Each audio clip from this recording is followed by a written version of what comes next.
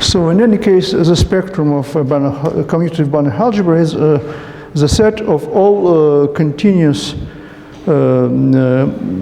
linear multiplicative non-zero functionals on this algebra, and do it with the Weikstadt topology from the conjugate space. So no matter whether it happens to be compact or locally compact, then it is this thing. In any case, well, okay. Okay. So now let G be an abelian, locally compact abelian group.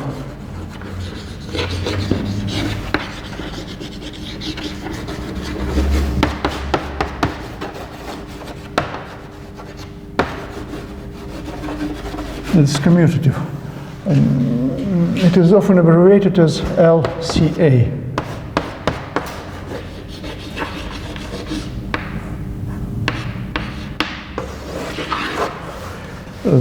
Then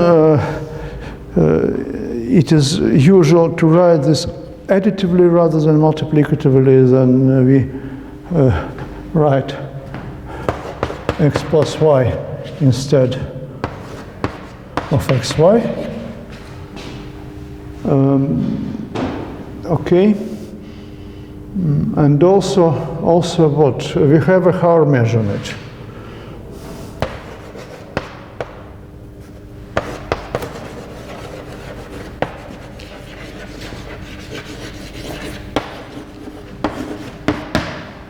Not matter left to right, because now it is the same.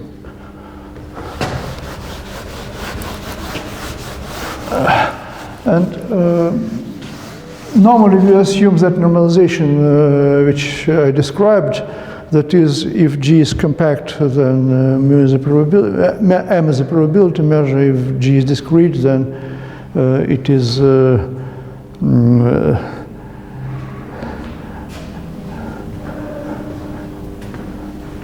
the counting measure. Simply the counting measure. It has value 1 on each singleton.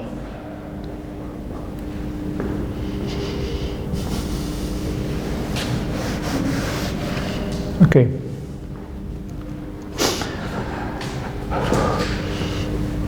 Now, the main operation on functions on this group is convolution. This is a thing like that. You have two functions.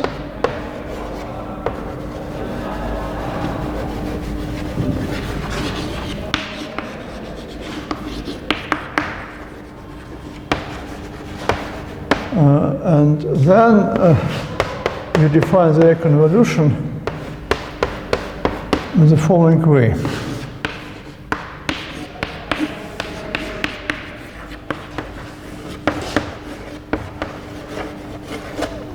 Whenever this integral makes sense. Of course, it may be divergent in some cases. So let's assume so this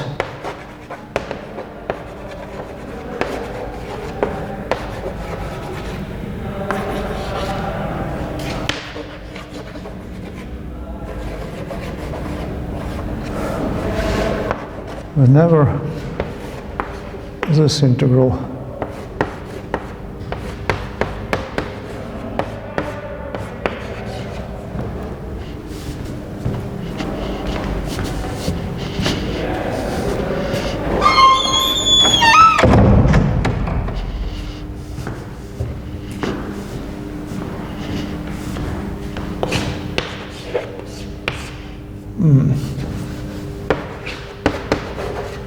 I will often write simply dy when I integrate against the Haar measures.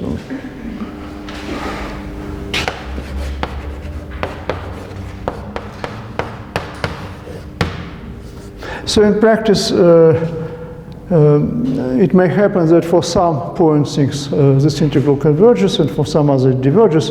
So it exists for those things for which this integral converges absolutely in the Lebesgue sense. Okay. Well, in future, when we return to compact groups, we will need something like this convolution in the non-commutative case. And surely there you should distinguish between left and right convolution. I want to claim that for simplicity I consider now only commutative case, but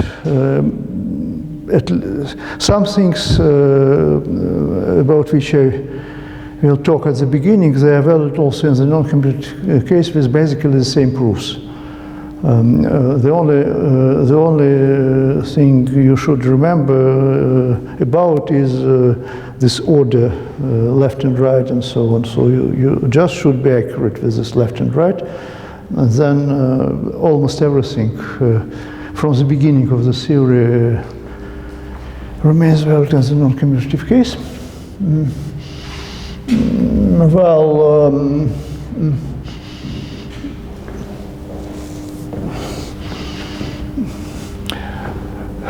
Well, before proving, of course, you are familiar with convolutions, say on the unit circle or in the Euclidean space Rn, which of course groups and commutative.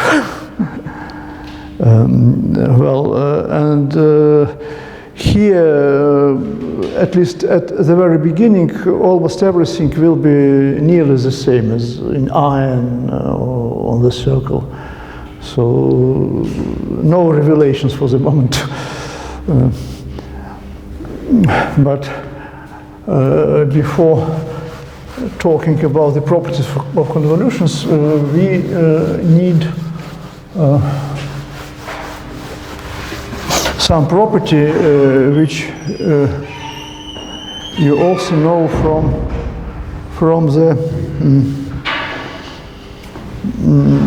from classical analysis.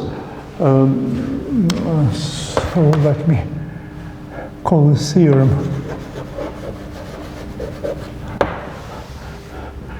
First, I should define the shift of a function. So let f be a function on G and x an element in, I'll say U. In G, then fu of x is equal to f of x minus u. So this is a shift of a function by u. What we denoted Lu last time. At the present lecture, I defined right shift, and there was no inversion there. Rx was just a multiplication by x. Now it is convenient to use the custom of the last lecture. Well, and again, now it is not important whether you subtract this from the left or from the right. It's the same. Okay, so the theorem says that this operation is uniformly continuous in LP.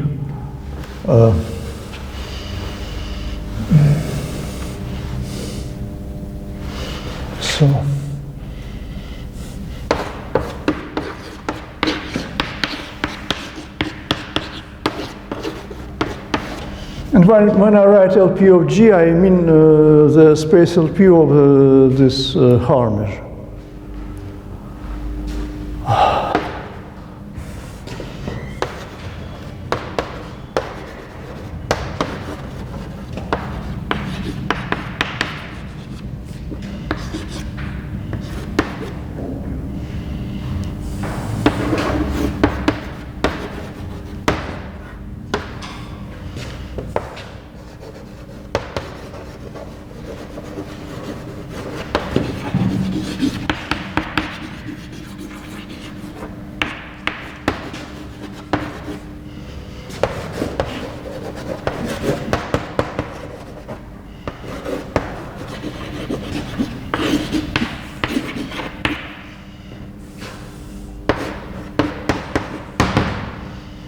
what does this mean? This means that for every positive epsilon, there exists a neighborhood V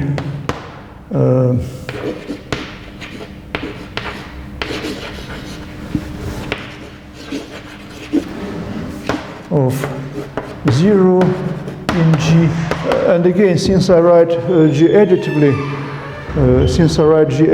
then our unit element will be 0 right now. So there is a neighborhood of 0, so that if U1, U and V belong to this neighborhood,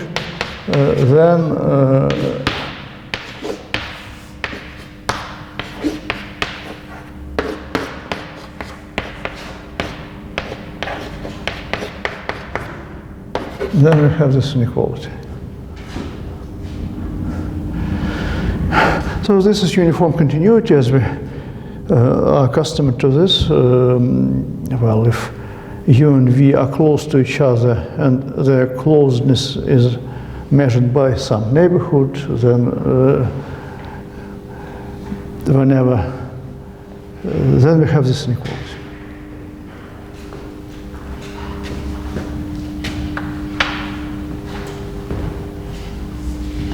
Not matter where they lie, in fact, just they should be close to each other.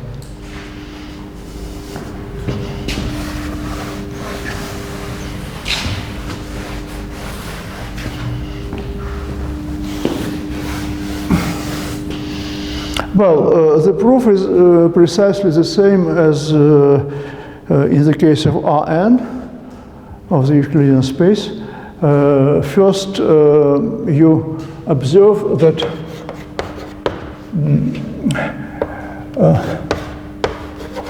this is true if f is a compactly supported continuous function on G,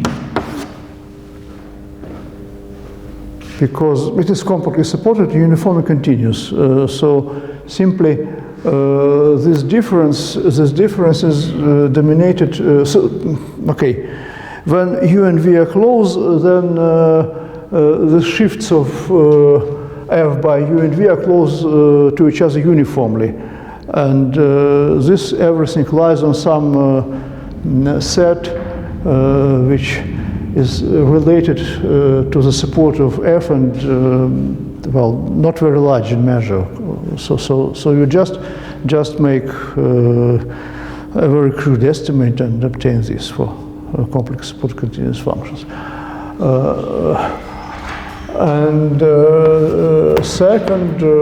Second, you approximate.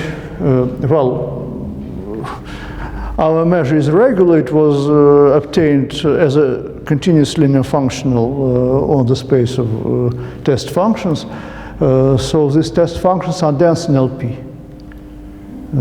as in the general theory. And well, there is f is a general function LP of G.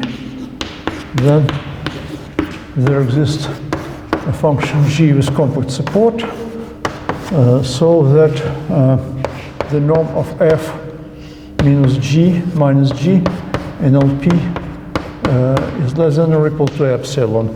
Then for every U, the norm of, say, for every W, the norm of the shift of f minus the corresponding shift of G in LP. This is the same as the norm of f minus G in LP because of the invariance of our measure. Our measure is invariant, so when I shift a function by some point of the group, then the norm in LP doesn't change. And this is also dominated by epsilon for every W.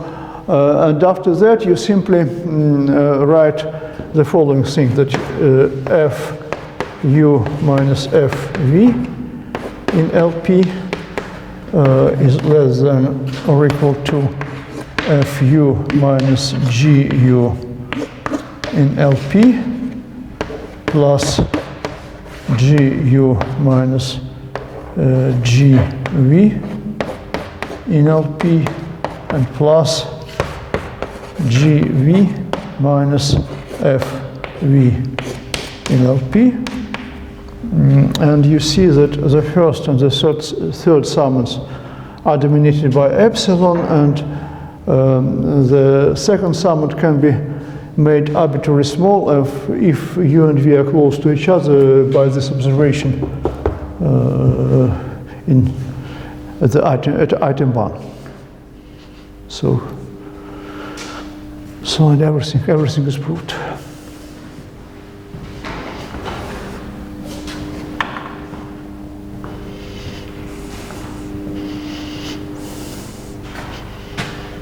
Okay. So the shift is a uniformly continuous function in the LP metric. And when we know this, we can establish some facts about convolutions with some ease.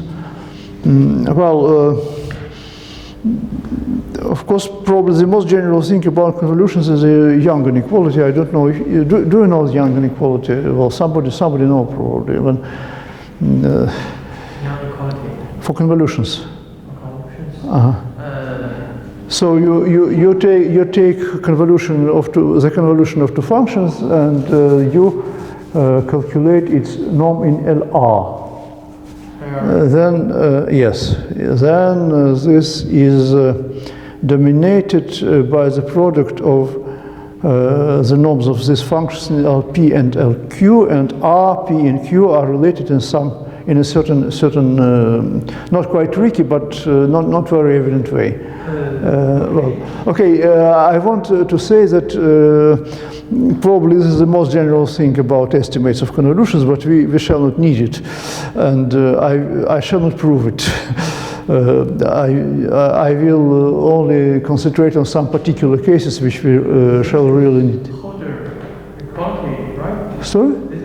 Yes, surely this reduces to the Holder inequality, but when you try to invent how, then every time when you do this in U, this is some problem, because you find the combination of indices in the Holder inequality, but it's not so easy. Well, it requires some concentration. So.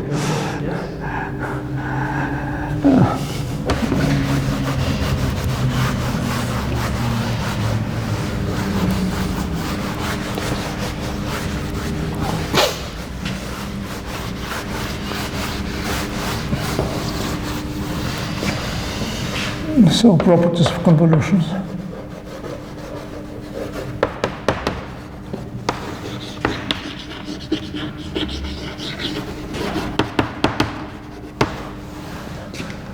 First, if f is in L1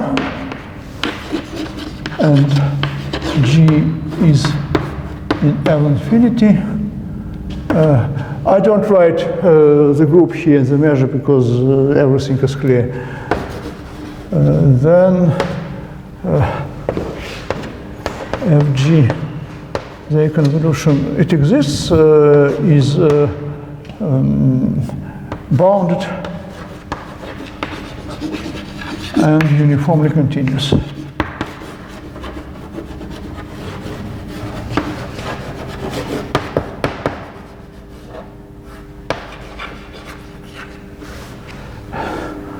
Okay. Well, for the first claim for the boundedness, just look at this formula, and we can simply estimate this in an easy way.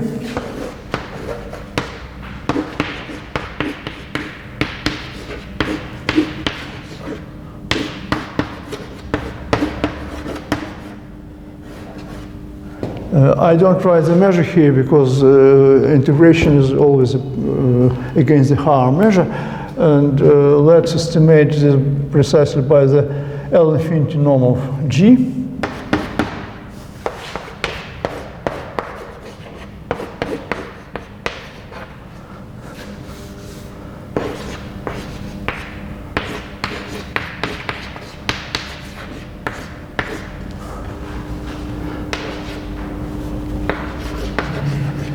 And this is the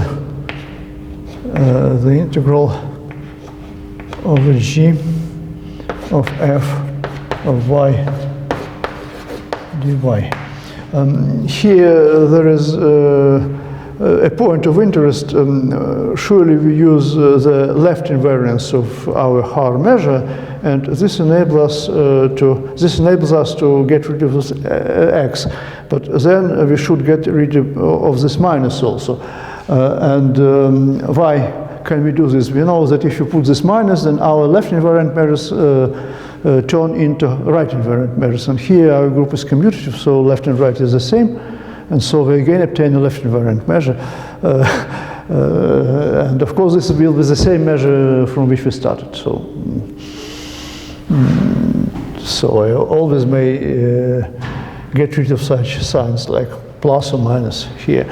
Okay, so we have obtained this boundedness, and even more, we see that the supremum over x of f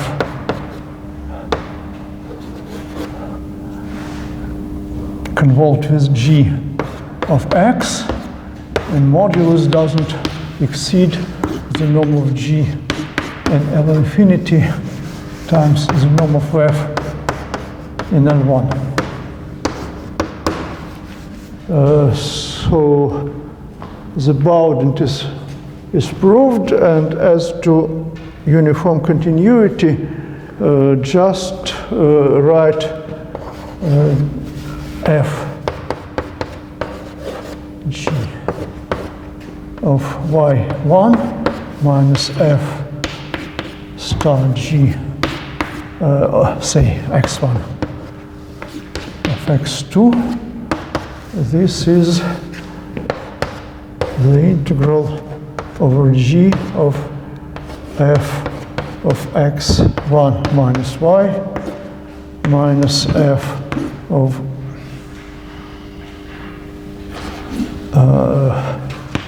x2 minus y, g of y, and the integral is against y. And then we take the absolute values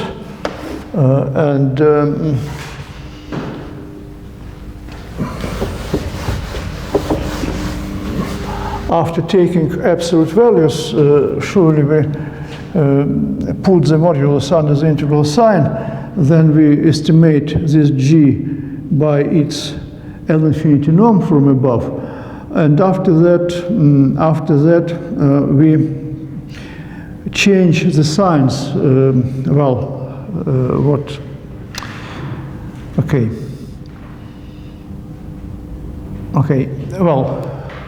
Not change the size, but this is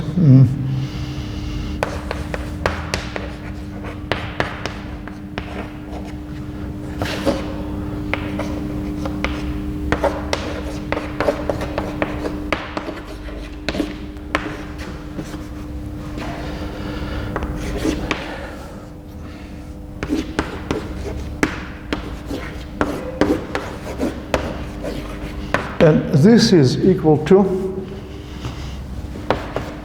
the norm in L1 of what? Of f, say, tilde x1 minus f tilde of x2. So we have here two shifts of f. And what is f tilde? F tilde of u is simply f of minus u. So if you replace the argument of f by minus the same argument, then this will be the shift of f tilde by x1, and this will be the shift of f tilde by x2. And this norm is in L1. And we already know that this thing is uniformly continuous, so if x1 and x2 are close within some neighborhood of 0, then these things are close to each other.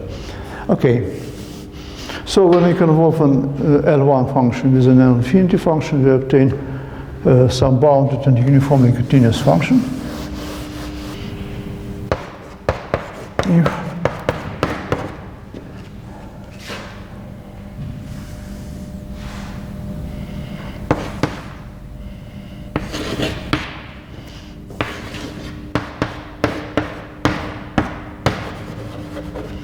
Q is a conjugate exponent, then,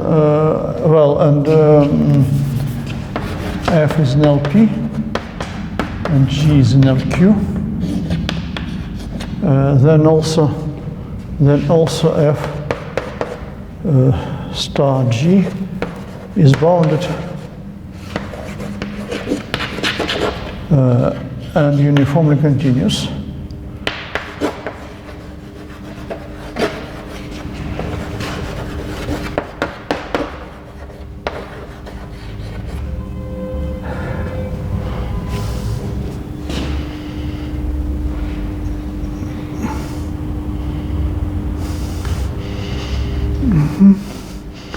How do we prove this? So this is basically the generalization of this fact to this range of exponents, because here we have p equal to 1, and then the conjugate exponent is infinity here. So the same is true when p is greater than 1 for the conjugate exponent. Okay.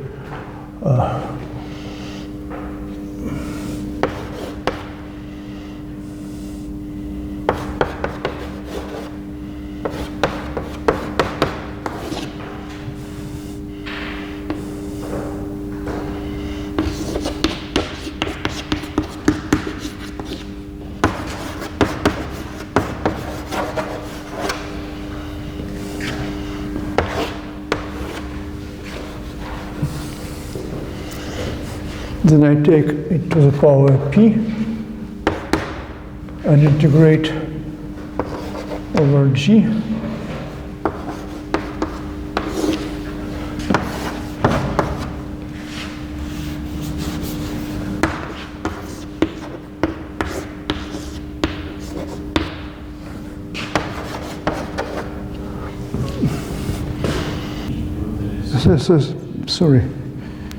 Sorry. Well, okay, why do this? Why do I do this? Sorry. We should not integrate. Okay, so f of x, and so we simply apply the Hölder inequality to this, to factors with exponents p and q.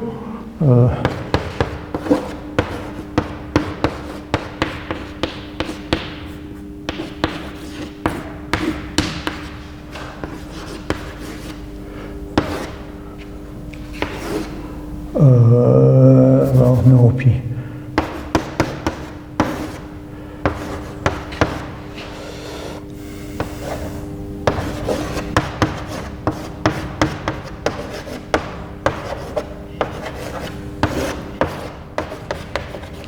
And we see here that here we have the norm of G in LQ, and here we have the norm of F in LP, because this X and this minus do not change the integral.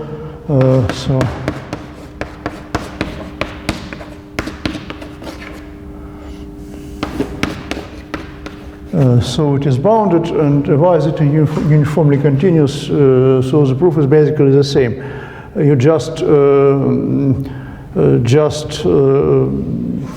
write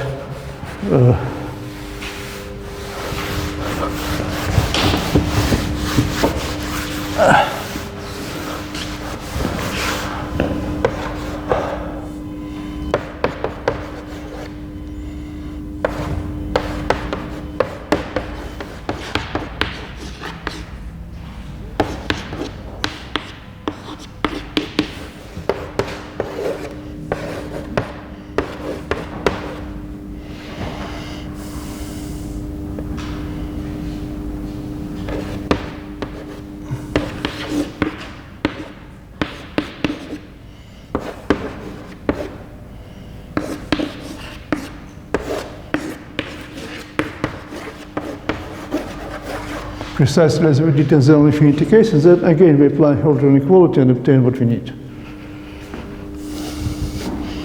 So let me skip the calculations. Now what is the most interesting for us is the third property.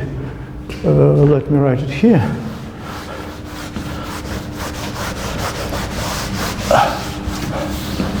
Third property that if f and g are in L1 of g, then their convolution is also in L1.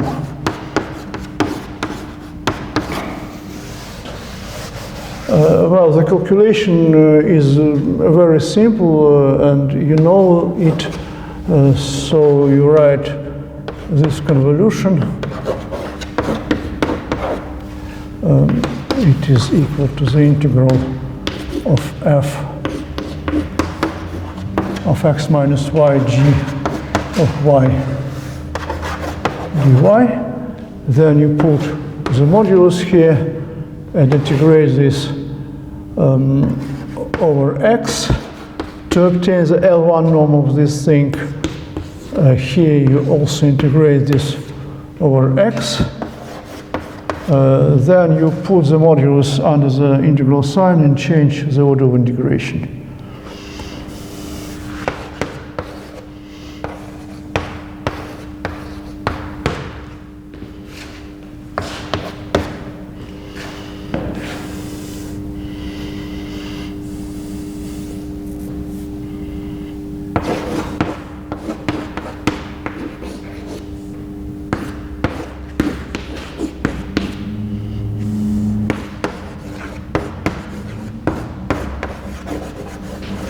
Okay, this does not depend on y and is equal to the norm of f in L1.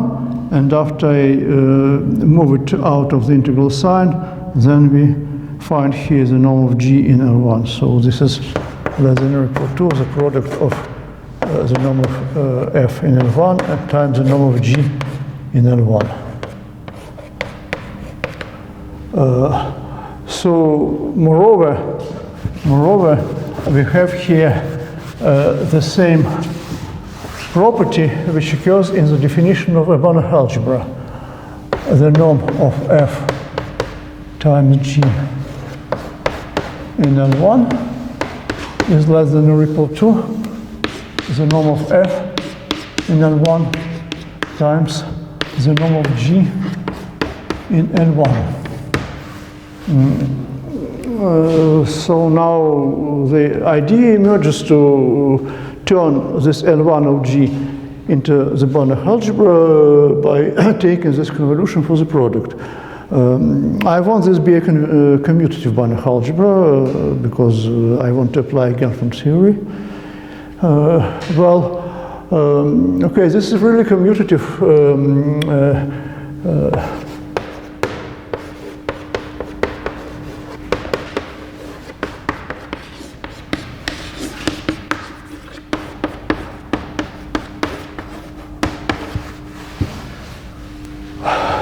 Well, okay,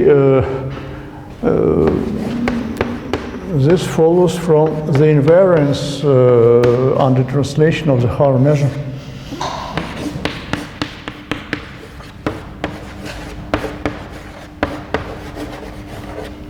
Well, and if I claim this a new variable u, then the passage from this variable y to the variable u doesn't change the measure.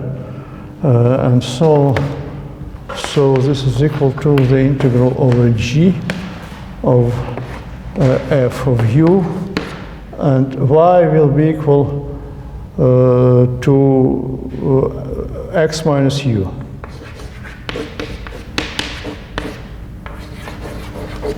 Okay, and so this is precisely by the invariance of our measure that this product is a commutative operation.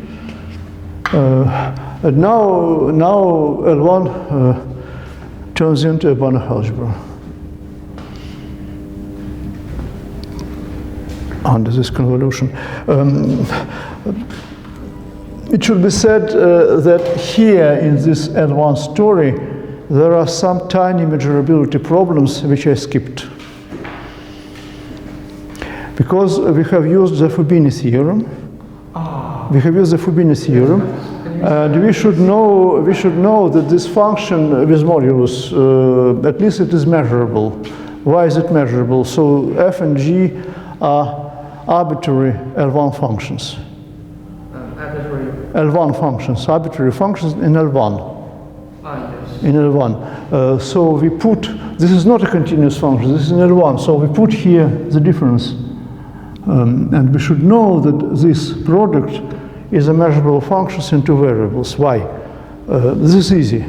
This is easy, but still not easy, but not quite immediate. So you should think a little before you realize this. But I think there is a theorem that we can, if the integral of any positive.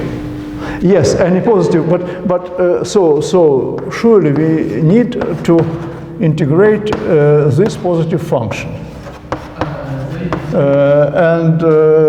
So the assumptions of that Tinelli theorem, they demand that this function should be measurable in two variables. A measurable function in two variables. Why is this measurable in two variables?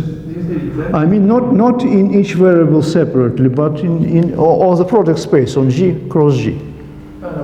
Yes, I think. Yes, it is easy. Yes, if we get positive, then we can change.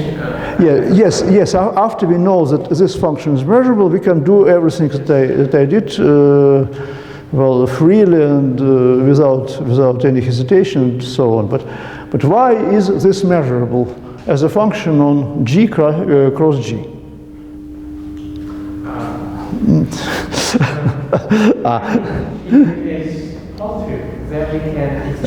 No. Well, there are positive. Well, I think. Well, let me find it. There are examples of positive functions that are integrable. So that two repeated integrable exist, but these functions aren't measurable. So.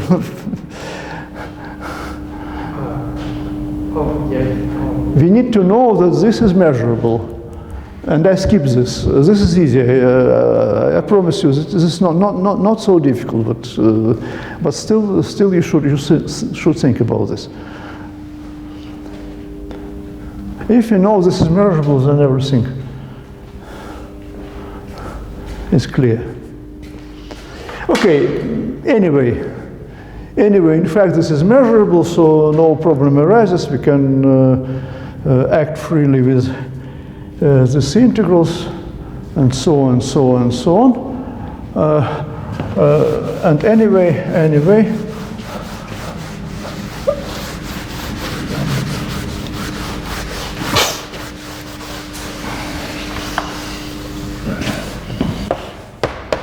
L1 of G is Banach algebra anti-convolution.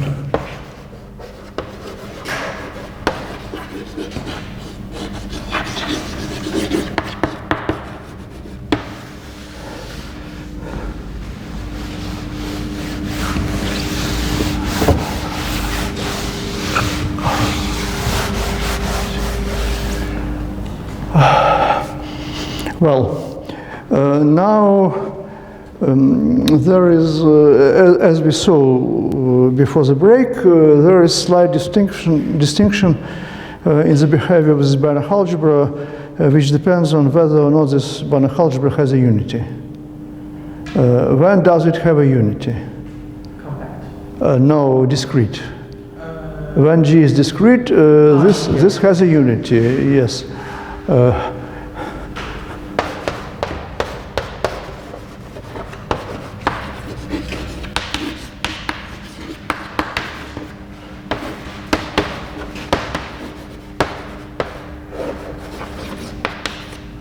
And this unity is simply the function which is equal to 1 if g is equal to 0 and 0 otherwise.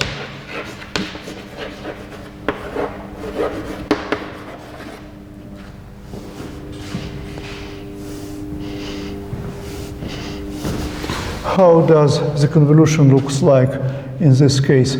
So we have two functions, f and g, and our measure right now is the counting measure. So f convolved with g of x is equal to the sum over all y in g, f of x minus y, g of y. Yes, simply the sum instead of the integral. And now when g is this function, then all terms in this sum disappear except the term corresponding to y equal to 0. Then, and when y is equal to 0, we obtain f of x. So this is indeed a unity. Otherwise there is no unity in this algebra. We shall see this. In fact, it should be proved, but we shall see this at some time. A rigorous proof will be given at some time, but you know that on Rn and all the circles there is no unity in the convolution algebra. This is very well known. But still the Gelfand theory is applicable because you can join a unity and then merely you will have a locally compact spectrum instead of a compact spectrum. I want to remark that here the unity can be adjoined in a less formal way. Simply consider the delta measure at 0 on G. Here on the discrete groups, this is surely a delta measure at 0. Consider a delta measure at 0 on any group. Then this operation of convolution can be extended to measures. You can convolve two measures. So our algebra with unity will be the linear span of L1 of G and this delta at 0. If you consider this linear span and use the convolution of measures in a natural way, then this will be an algebra with unity. And so here we can adjoin to unity in a somewhat natural way, but in any case, there are approximate unities on this group. Did you know this term, approximate unity? What? Approximate unity. Oh. You know. Yes, something like that. So instead of a unity, we have some sequence of functions which behave like this delta measure is 0.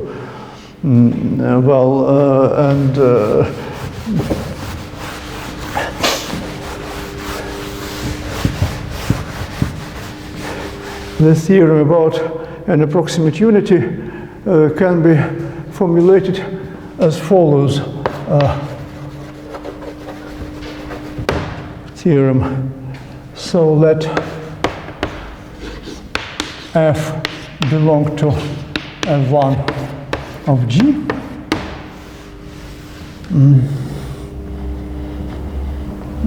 Then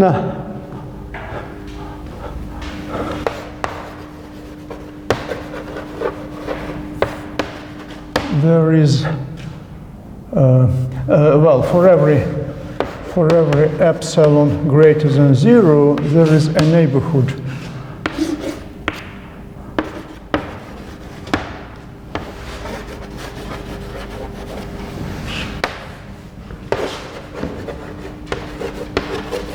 of 0 in G such that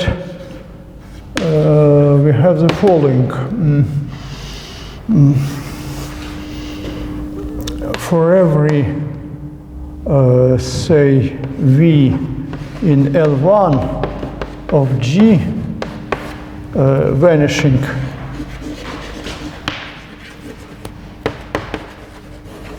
outside V, so that the integral of V is equal to 1, if I assume that V is non-negative, then nothing more is required. But if I don't assume this, then I should also require that the integral of V be dominated by some C. The order of quantifiers is as follows. So you should fix C beforehand, and then write all of that. So let F be such that, that it is in L1, and so also let C be some positive constant. Then for every epsilon, we can find neighborhood, so that for every L1 function supported on this neighborhood, such that we have the following two bounds, we also have the following, the norm of F convolved with V minus F in L1 is smaller than or equal to epsilon.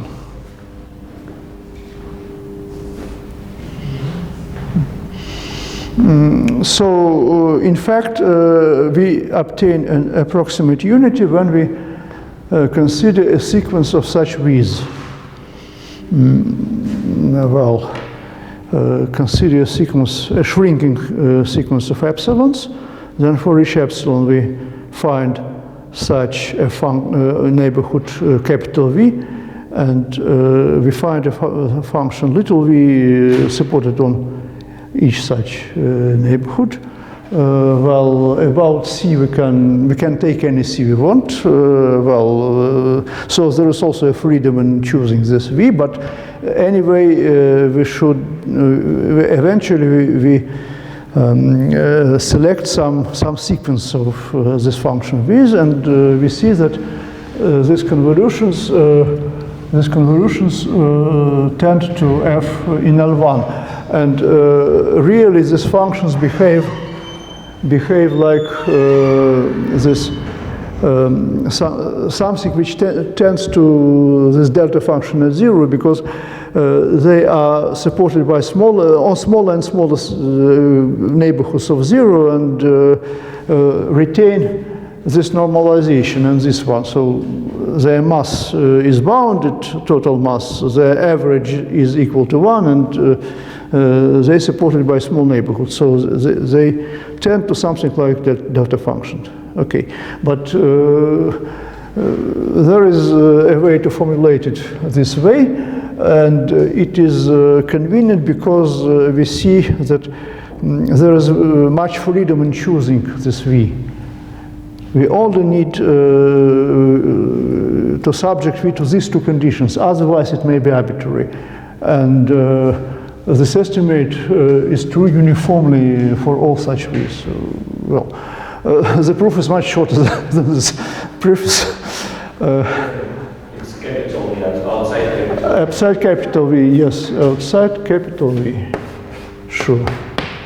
The proof is much shorter. Okay. So here we have the integral of G of f of x minus y v of y, and here we have f of x, dy, and here we have f of x, and we should calculate the L1 norm of this difference. And now we use the fact that the integral of v is equal to 1, and this enables us to put this constant here. This is a constant because we integrate on y. We can put this constant here.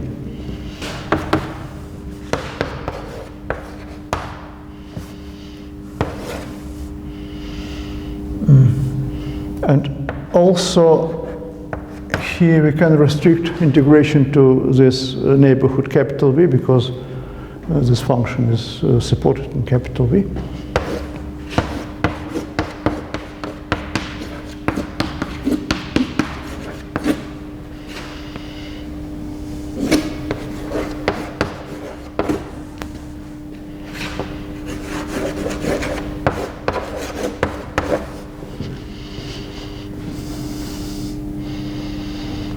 And now we simply put the modulus under the integral sign and change the order of integration.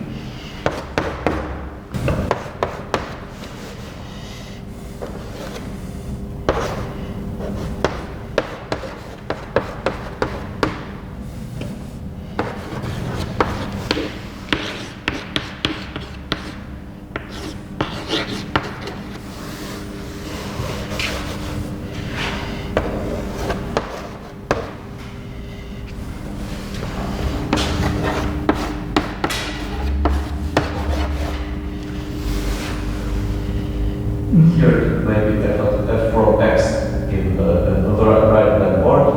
Sorry? It's here, not f from y. No, f of x, sure. F from x. F of x, sure, f of x, sure. I wrote here correctly. Anyway,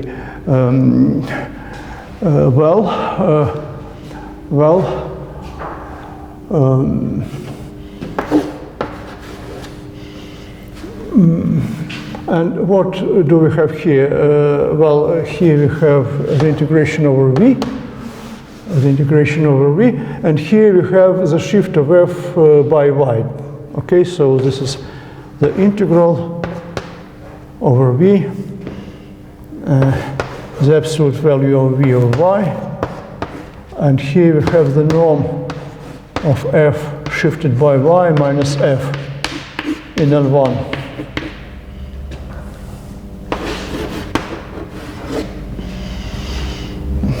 And we know that this becomes small if the neighborhood capital V is chosen appropriately. This can be made smaller than epsilon if we choose our neighborhood appropriately by the continuity of shifts in L1. So all of that is dominated by C epsilon. We have learned everything we need to learn about convolutions. And now what remains, we should know something about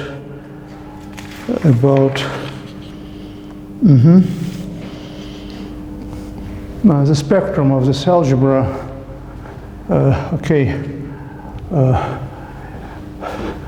So we have a commutative Banach algebra under convolution.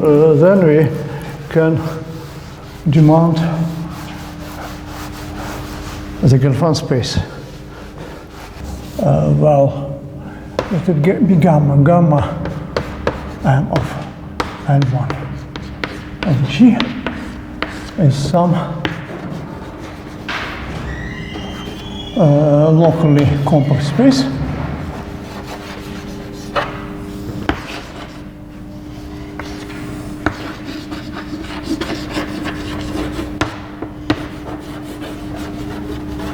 We know that when G is discrete, it will be compact, but in general only locally compact. This is the set of non-zero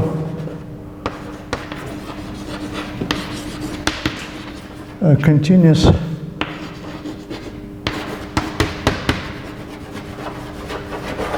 linear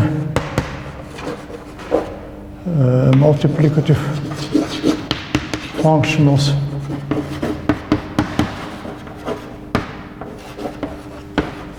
on L1 of G.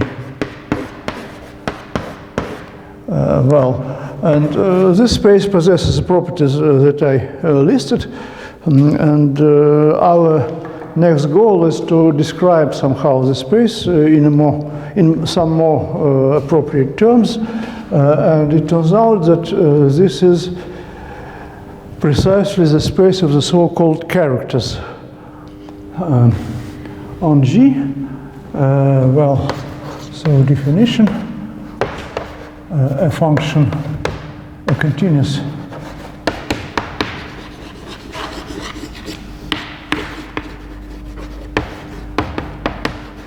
function gamma on G is called a character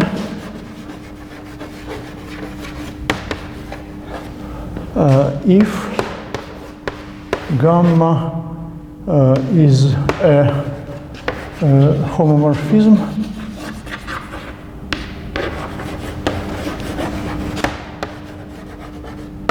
of G into the unit circle.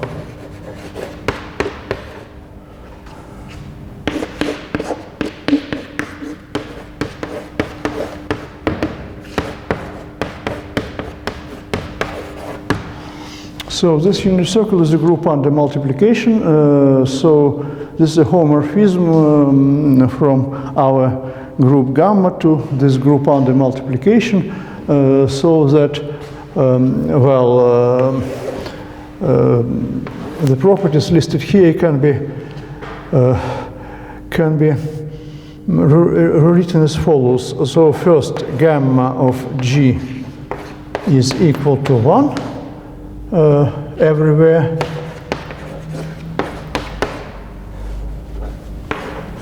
because this is a homomorphism to the unit circle. Next, gamma of x, say x, gamma of x plus y is equal to gamma of x, gamma of y. This is the same as to say that it's a homomorphism. It takes sums to products, because the group of circle is written multiplicatively. And that's all. This continuous function with these properties. From this, it follows that gamma of E of 0 is equal to 1. So just put x and y equal to 0 in this relation, then we see that gamma of 0 is equal to gamma of 0 squared, and since gamma of 0 is not 0, then it is equal to 1. And also gamma of minus x is equal to gamma of x bar, because gamma of minus x is gamma of x to the power minus 1, and on the circle this power minus 1 is just complex conjugation. And now the fact I am going to prove, theorem,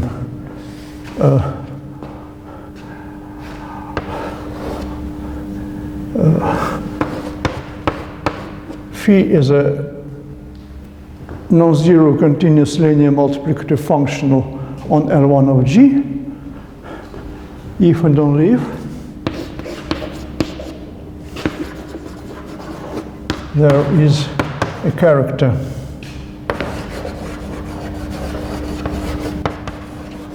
gamma such that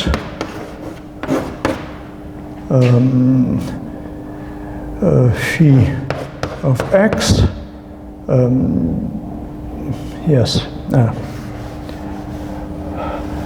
phi of f is equal to the integral over g f of x gamma bar of x dx.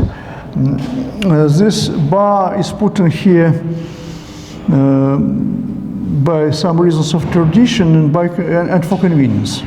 For some reasons of tradition and for convenience also, we will see that it is quite natural to put gamma bar here, but in fact it is more or less irrelevant, because we see that if gamma is some character, then gamma bar is also a character, so this bar is just a bijection of the set of characters onto itself. So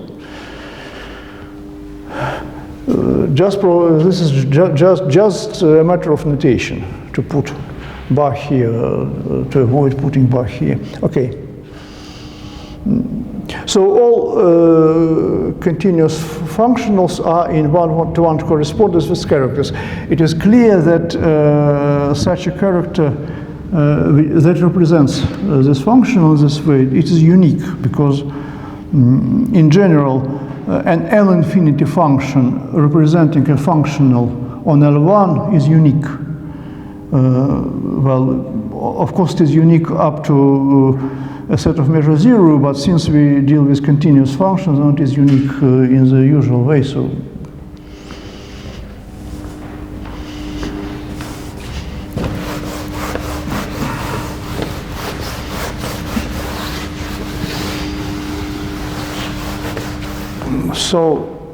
So we can, if we prove this theorem, we can visualize the spectrum of our algebra. This is precisely the set of characters.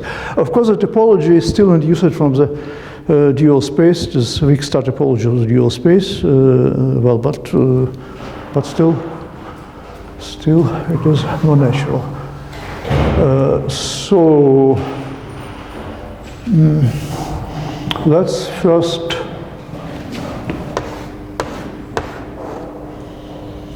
prove this way.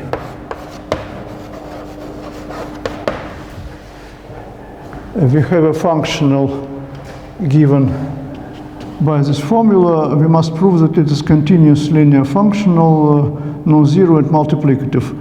That it is non-zero, continuous and linear, it is quite clear, because, well, every L infinity function generates functional continuous linear function L1, and of course it's non-zero because gamma is equal to 1 almost even everywhere. So it cannot be 0.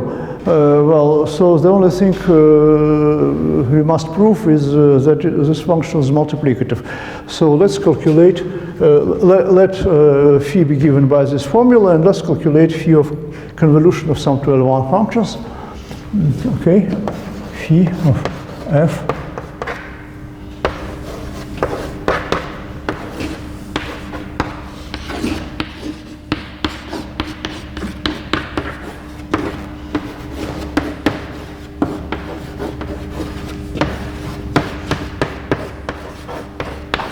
okay.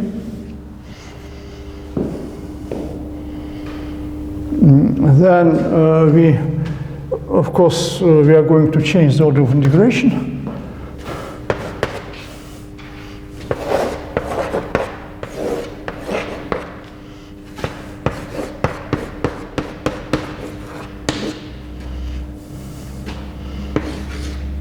Well, bar.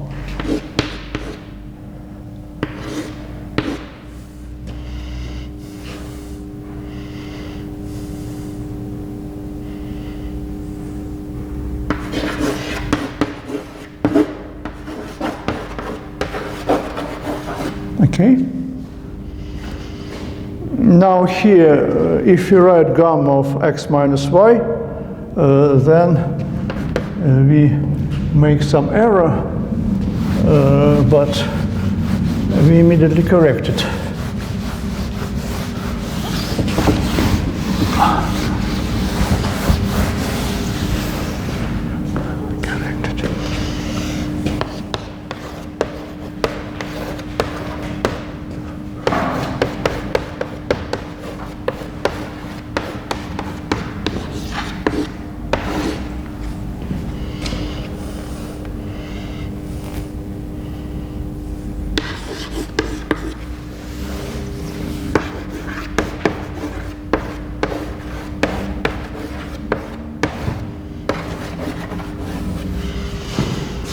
So that's the correct formula because gamma of x minus y is equal to gamma of x times gamma of y bar.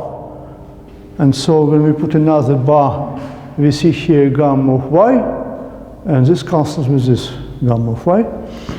Now here our measure is translation invariant, so this integral doesn't depend on y and is equal to phi of f.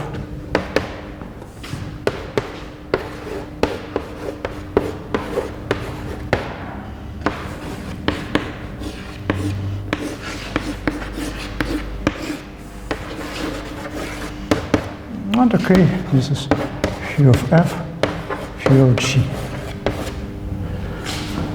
So in this direction, everything is quite clear. Well, let us go in the other direction.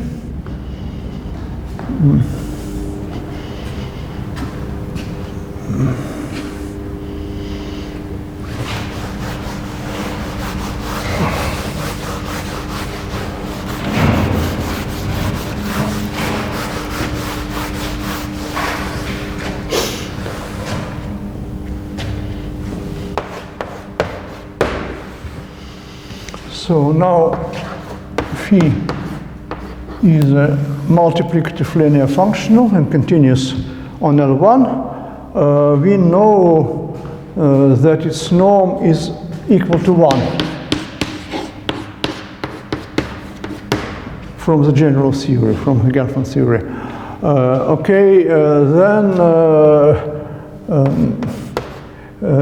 Since it is a continuous linear function on L1, it is represented by integral with some L infinity function. There is a function h in L infinity of g, so that its norm in L infinity is equal to 1, and phi of f is equal to the integral over g f of x h of x dx. And well, okay, I can put here bar because well, this is invariant somehow. Simply I find h and then I denote it by h bar and redenote it. Everything is fine. Well, so we have obtained a representation of my function in this form, and we need to prove that this h is a character. And for this we should use the fundamental property of phi. So phi of f, phi of g is equal to phi of f convolution with g. Okay. Now, this is phi of f, the integral over g of little g of x, h of x dx. And this guy is the integral over g, the integral over g of f of x minus y, g of y,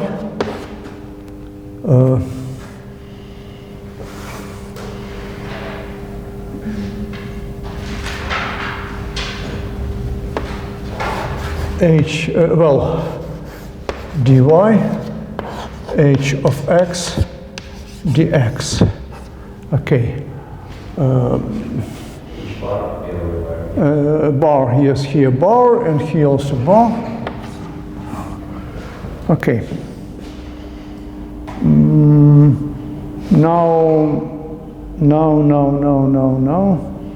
Now probably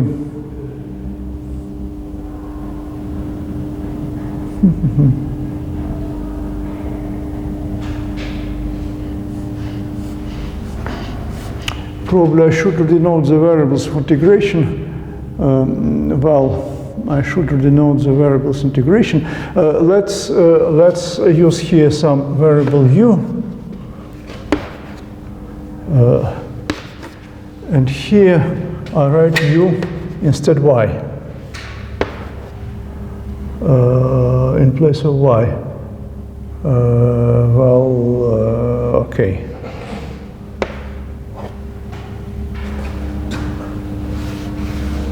Okay.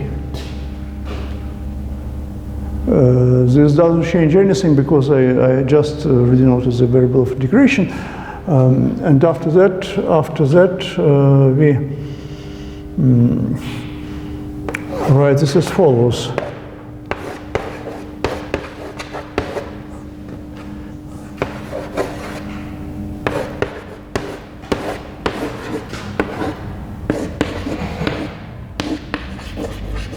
And here I change the order of integration in equal to the integral over g. Again, the integral over g. Here f of x.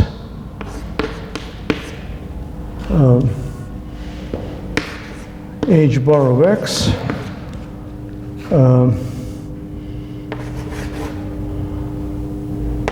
Dx.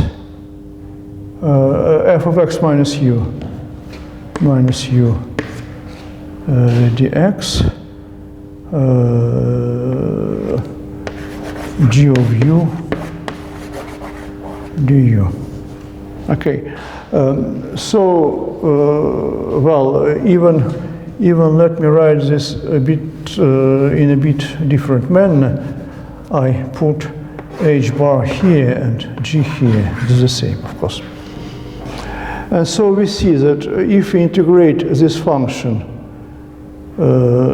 which is in L infinity, with an arbitrary function in L1, we obtain the same as if we integrate this function with an arbitrary function in L1.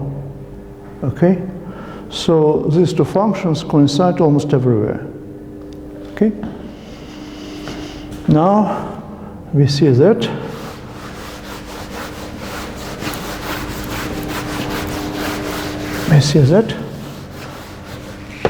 phi of f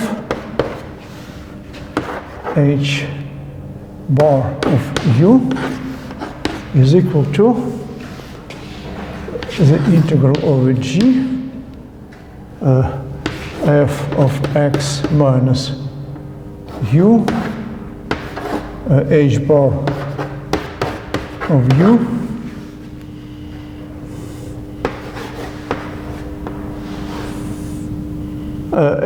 h bar of x, well, almost everywhere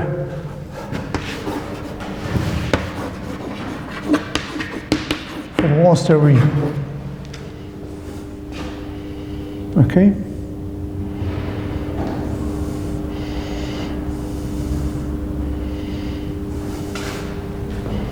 Now what is that? You see, here we have something like convolution of an L infinity function and an L1 function.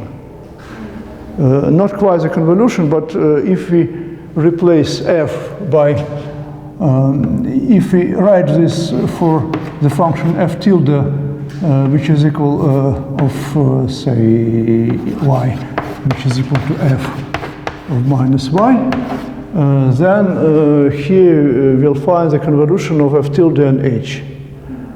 And this f tilde is in L1, of course, and this h is in L infinity. We have proved that the convolution of a function in L1 and the function L infinity is uniformly continuous. Yes? So this function on the right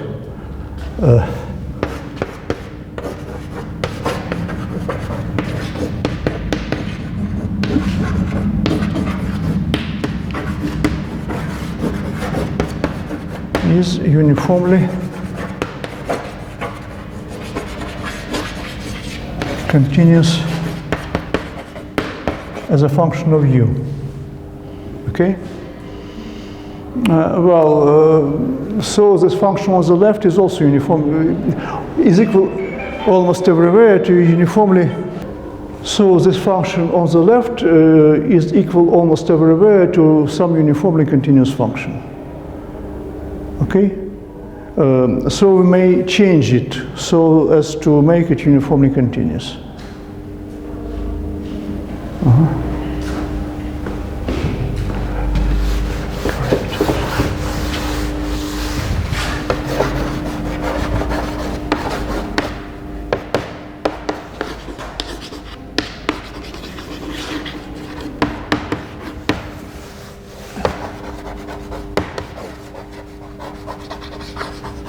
Uniformly continuous.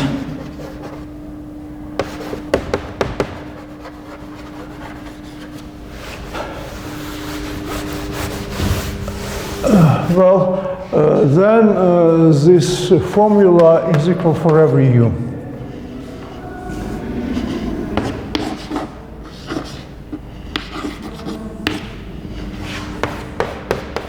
Is valid for every u.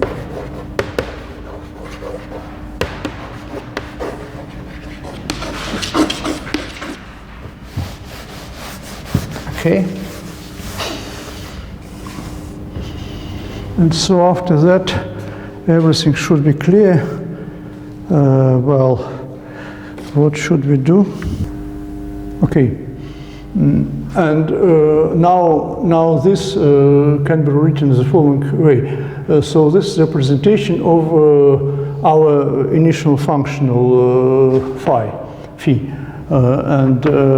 So this formula simply says us that phi of f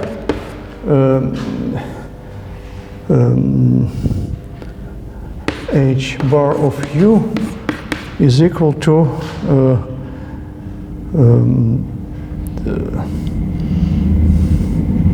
phi of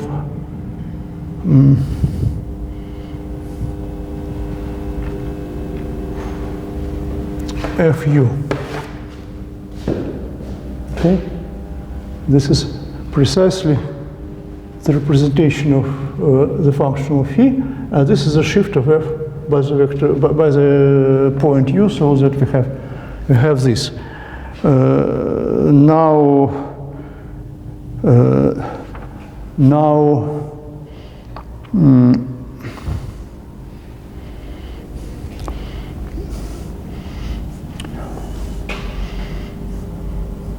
Now, if you replace here u by sum of two elements, well, we obtain phi of f h bar of u plus v is equal to phi of f u plus v, okay, for every u. And then we again use the same formula, but this time applied to this function fu. So this is fu shifted by v, okay? This is phi, well, h bar of v, phi of fu, okay?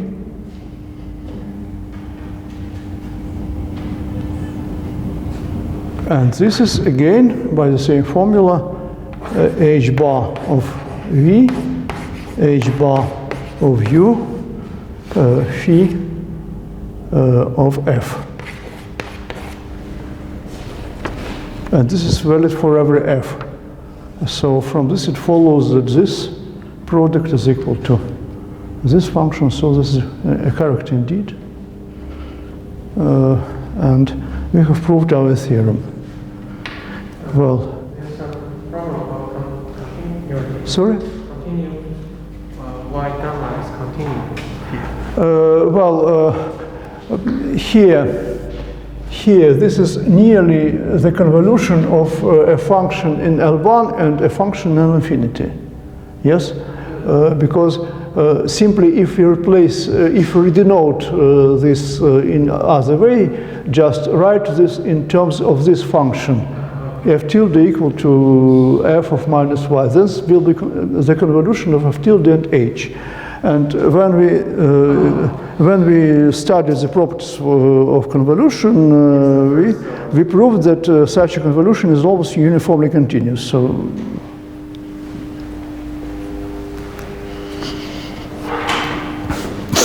well, now our spectrum of our algebra L1 with convolution is precisely as a set of all characters, and also on this set gamma there is a topology.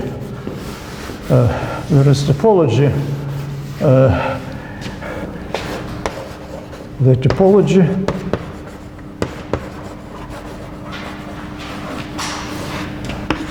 on gamma is that induced by the weak topology in L infinity induced by L1. Precisely this Gelfand topology. So this is locally compact space in this topology. Sometimes it may be compact if there is unity in our algebra. Well, and also gamma is a group because if gamma 1 and gamma 2 are characters, how do you prove that H is modulus from H from X, modulus H from U is equal to 1? Because from the outset H is smaller than or equal to 1, because it represents a functional of norm 1 on L1. Well, I skip this, but okay. And so we have this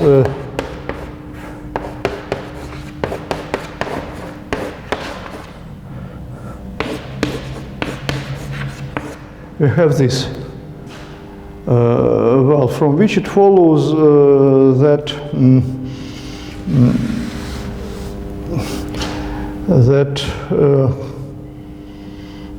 h of minus x is equal to h of x to the power minus 1. Yes? Do you believe in this? Yes. And this is also h of minus x is also less than or equal to 1. So this one is also less than or equal to 1, and we obtain what we need. Sorry, I forgot about this, but yeah.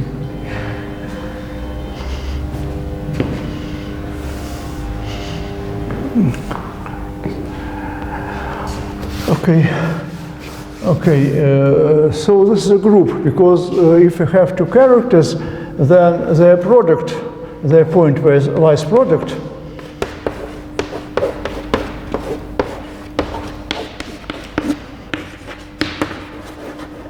is also a character.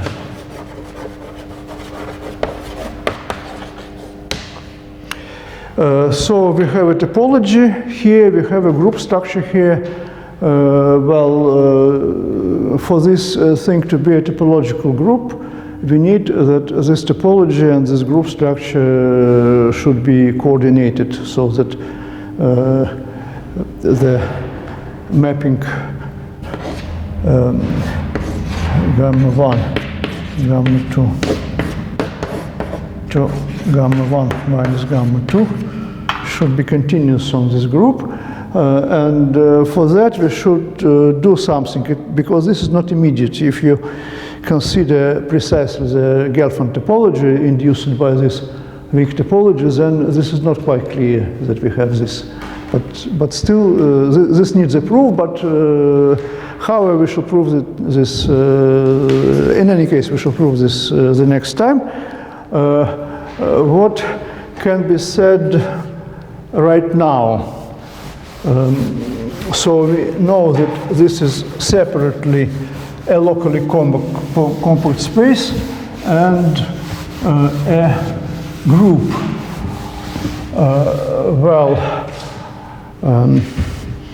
So first we know that if G is discrete,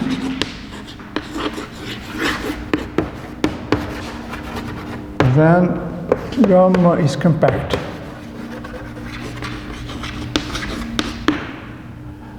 Because if G is discrete, there is a unity in G, and then Gelfand theory yields a compact space.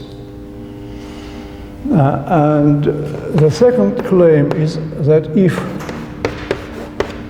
G is compact,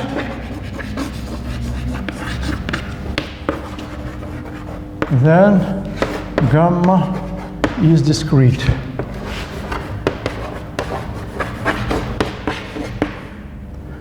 Then gamma is discrete. And how to prove that? How to prove that? Well, I have something like 5 minutes till then, so I can give this argument.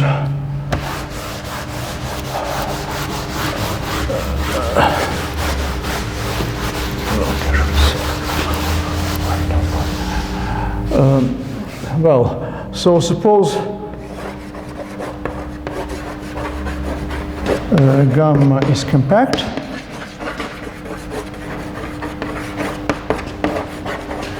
Then all characters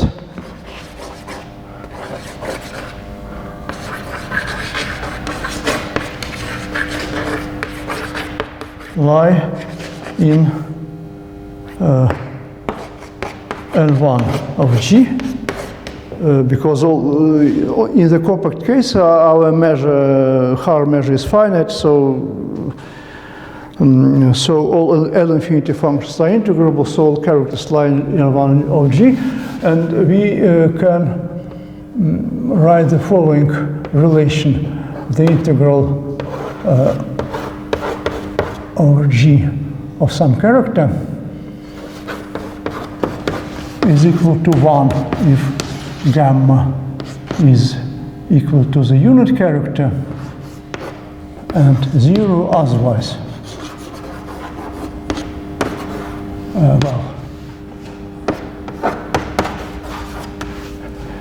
So if gamma is identically equal to 1, then surely this integral is equal to 1 because our measure is normalized to be a probability measure. In this case, if it is not equal to 1, so there is a point x0, so that gamma of x0 is not equal to 1. And we can write this integral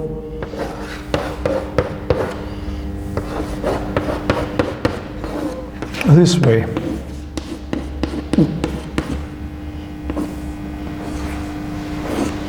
Sure.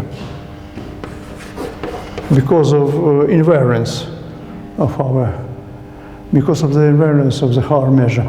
Then we use the fundamental property of characters, and we see that this is equal to gamma of x0 integral of gamma of x dx. And since this is not 1, we see that such a relation can be true only if this integral is equal to 0. From this it follows that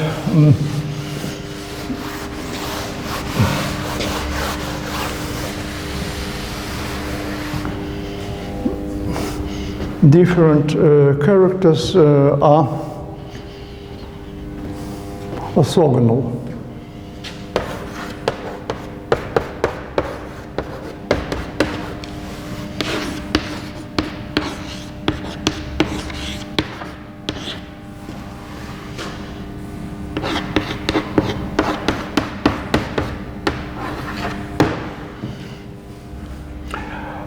Well, because if these characters are different, then this product is not identical to 1. And we have the following thing. So different characters from an orthonormal system on our group G.